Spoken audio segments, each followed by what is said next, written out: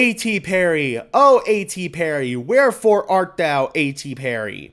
The Denver Broncos are looking for more production from their offensive weapons, and now that the trade deadline has come and gone and the Broncos elected not to make any additions, we're going to be focusing on who the Broncos have in-house and who might be able to step up and give the Broncos some much-needed production both at wide receiver and at tight end.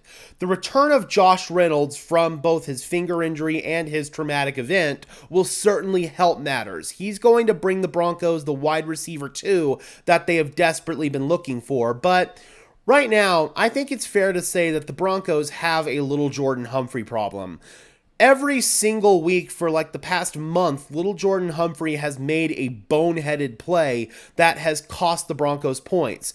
We've seen him drop balls that have led to interceptions, much like last week. We've seen him with fumbles, just poor football awareness from little Jordan Humphrey. And at this point, I think that the Denver Broncos need to explore other options at wide receiver.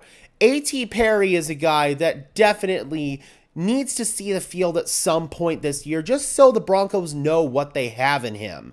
Perry was a guy who was a former 5th-round pick by the New Orleans Saints, by Pete Carmichael and his offensive regime, and quite frankly, I thought Perry got done dirty there in New Orleans. He really did. Like, the whole situation where he ends up getting injured and getting cut when the Saints were just getting battered with injuries at receiver was completely unfair and ridiculous for Perry, I thought. The Broncos stepped in and scooped him up prior to playing the Saints, and I thought with Josh Reynolds dealing with a finger injury that they were going to elevate Perry to the active roster and they were going to let him see some playing time. Well, here we are after the Saints game, the Panthers game, and now the Baltimore Ravens game, and we still have not seen A.T. Perry play.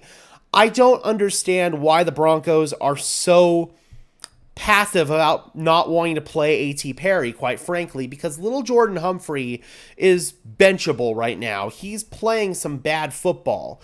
I understand that he's basically your best blocking receiver and he makes up for your deficiencies in not having a blocking tight end, but if he can't catch the football and he's putting the ball on the ground and leading to turnovers, then I don't give a crap what he does as a blocker. That man should not see the field, and A.T. Perry is a guy that the Broncos need to get a look at some point before the season's over. So the time is no better than now, Broncos country. You need to bench little Jordan Humphrey, save for obvious rundowns where he can just be a pure blocker. Otherwise, I don't want Humphrey on the field for the Broncos. He is a liability as a pass catcher. As far as another player who's kind of sitting on the practice squad, just kind of twiddling his thumbs, waiting for the Broncos to play him, that is Donald Parham. Parham is a little bit more of an interesting circumstance because when you look at him, he's basically another Greg Dulcich, another Lucas Kroll. He's not really a true inline tight end. He's more of a glorified big slot wide receiver.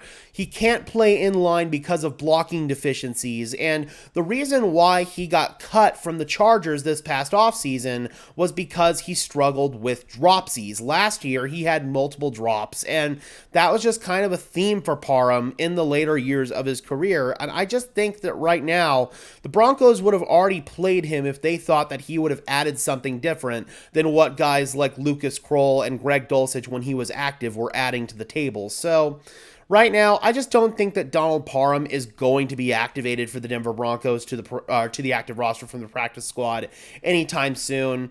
I just don't think the Broncos see long-term potential in Donald Parham, but there could be long-term potential in a guy like A.T. Perry, which is why I really do want the Denver Broncos to get a good long look at him over these next few weeks, because he could be a guy that could develop some chemistry and start gelling with Bo Nix early, and you might have an asset that you can carry into next season. You won't know unless you play him, and right now, you can't tell me that A.T. Perry playing would give the Broncos a worse chance to win than if little Jordan Humphrey were out there. But that's just my opinion. Let me know your thoughts in the comment section below, Broncos country.